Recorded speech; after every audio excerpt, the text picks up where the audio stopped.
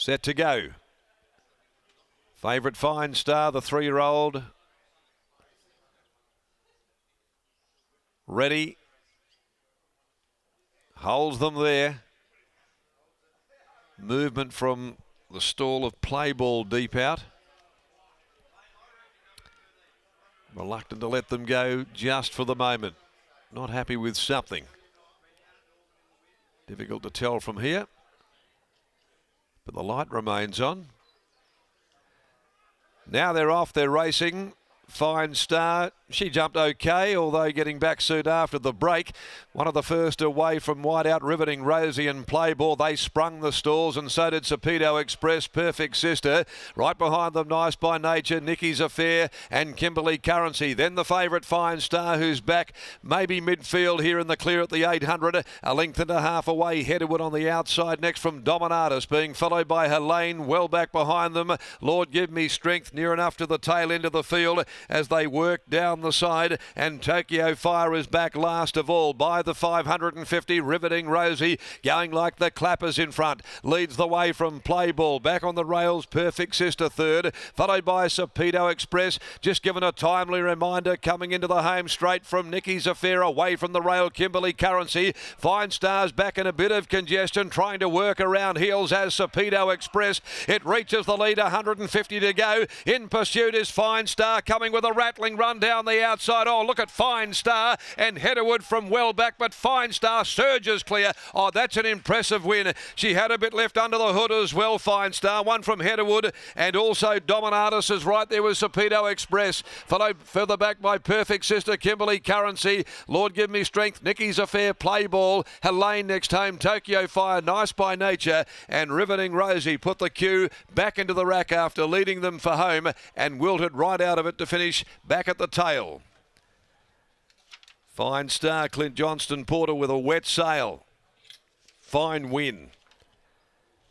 Back there, had congestion in and around her until she worked into the clear. Sapedo Express reaching the lead at the 275, and she was still a fair way from them, but one could sense that her turn of acceleration would kick in and she'd gobble them up, and that she certainly has done, and goes back to back and wins a second from 5. Fine Star, another very nice 3-year-old that has won here this afternoon. Good effort, Heatherwood once again, racing in very good form, wide all the way under the big weight, kept coming. Dominatus third, Sapedo Express fourth home.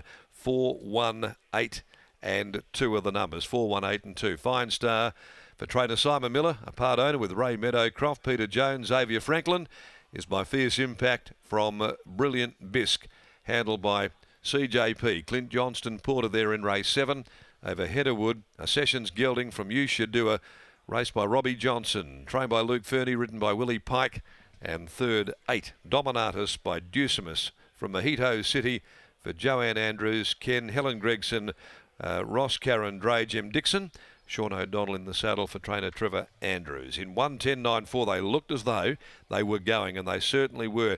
They haven't produced fast times here this afternoon overall, and that's one of the quicker ones.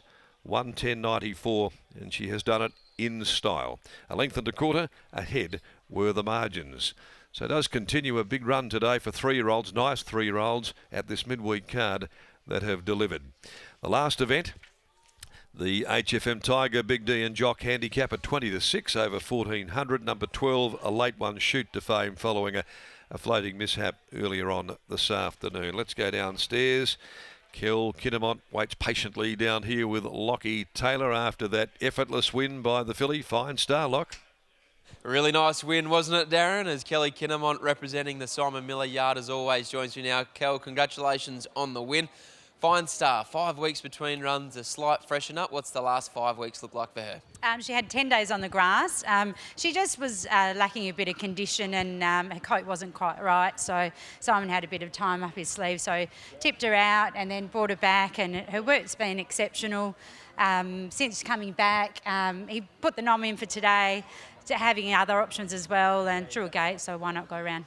She was very impressive, particularly late over the concluding stages, and he's always spoke about her with carnival ambitions. Where does she go next? She's 3 weeks to the Burgess Queen, all being well, but she's just still learning her craft. She doesn't quite know now how to put them away, but she's doing a few things wrong as well, so there's plenty of upside. Is that the scary thing for her rivals? The fact that when she travels into her races, you can see her still switch on and off, and at 1400 metres, she might actually travel better in her races. Yeah, I hope so. I think, another good filly that Simon trains, he really likes the fillies. They're tough, and this one's tough. She's had a few little bad things happen along the way, but she's getting to be the proper racehorse. You speak about the fact that prior to the freshen up, she wasn't 100% in the coat, and she wasn't doing as well as she's doing now. Does she still have improvement in her physically to come leading into a race like the Burgess Queen? Yeah, absolutely. She's definitely got a lot of strength to put in, and I think she's going well. Really looking forward to seeing West Star step out at Caulfield for the first time on Saturday afternoon. How is he? Yeah, really great. He went to the beach this morning, as everyone knows, and Simon as well. So, yeah, he really loved it. Siobhan's doing a great job over there. He's drawn a gate, so fingers crossed. Well done here. Good luck on the weekend. Thanks, Lockie. There's Kelly Kinnamon after the win of Fine Star, one of the shorter price favourites. Gets the job done here at Ascot, and here's CJP catching up with Scotty. Well, I think we've seen 2 really nice 3-year-olds today. We've seen Elite Bow earlier on, and now we've seen Fine Star. Clint, that was effortless in the end. Yeah, it was pretty special. Look, she couldn't do much wrong, and she felt like the winner throughout. Travelled the winner throughout too, and it looked like they were setting a nice genuine tempo. Yeah, it was good. That one offline sort of stacked up a little bit around the 800, and she got a little bit keen there, and I sort of thought, at that stage, I thought, I just got to get her to the outside now, and look, it was good to get that off me back, because I had a bad day Saturday, and I've had a bad day for the last couple of weeks, so it's good I can still get it right. At the 400, you had Willie Pike to your outside, so it was never going to be that easy getting to the outside. No, I was pretty happy. I had little Bailey Webster out there on his 101 pop, so I knew I always had an out. Good to have you back. Well done. Thank you. There's Clint Johnson-Porter combining with Simon Miller and a really nice filly in Fine Star. You heard it there first, heading towards a Burgess Queen, potentially en route to a Champion Fillies and WA Guineas. Certainly a horse that you need to continue to follow moving forward. She takes out race 7 here at Ascot.